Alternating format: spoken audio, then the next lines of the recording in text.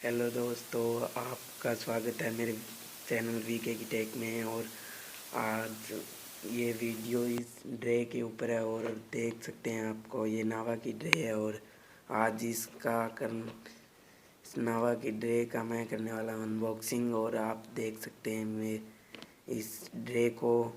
और मेरे चैनल को सब्सक्राइब करें और वीडियो को लाइक करें और कमेंट करके ज़रूर बताएं कि कैसा लगा ये वीडियो।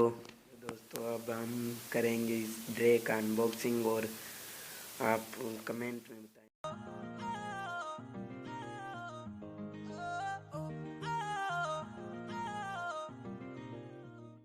इको हील दे नाल मैं कटिया एक साल वे, मैनू कदे तले जिया कर तू शॉपिंग माल वे।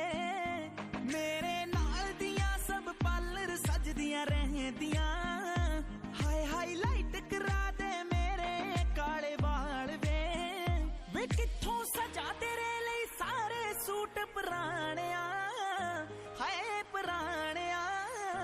मैनू लहंगा